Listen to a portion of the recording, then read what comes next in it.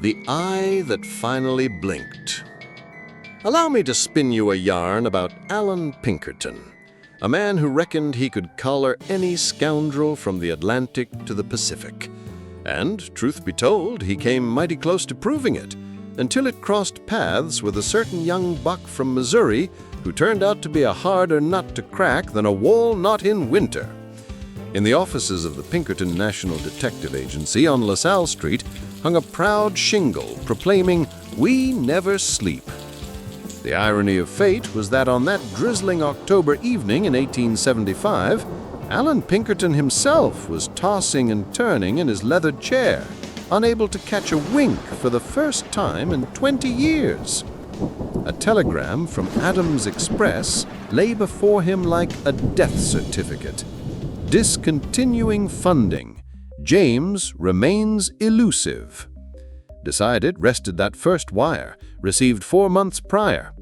James gang active. 17 robberies. 9 murders. Stop them at all costs. Now Pinkerton was continuing the hunt on his own dime. Scottish stubbornness, you understand, stronger than Highland whiskey. The man who had saved Lincoln from an assassin's bullet in Baltimore, who had hoodwinked the entire Confederate army under the alias Major Allen, could not surrender to some country boy from Missouri, even if that country boy was gunning down mayors and robbing banks in broad daylight with all the casual aplomb of a gentleman purchasing penny candy. His finest agent, John Witcher, had been working undercover for 3 months, penetrating the very heart of the gang, the same Witcher who had masterfully posed as a Confederate sympathizer during the war, stealing secrets from under the noses generals. A rap at the door interrupted his brooding. His assistant entered, pale as fresh linen. "Sir, James has exposed Thompson." Pinkerton didn't lift his head. Without explanation, he understood. Come morning, they'd find John Witcher's body in the Missouri woods.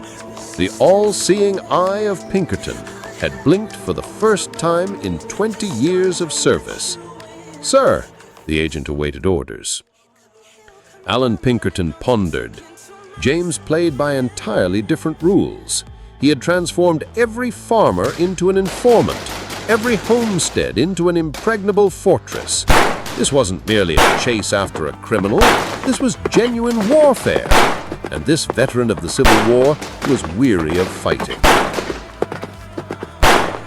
"James has won," he croaked, the admission burning his throat like cheap bourbon. "Sir." Pinkerton took up his pen and slowly, as if signing a death warrant, inscribed on the agency letterhead, "James case closed. Signature. Seal. End of an era."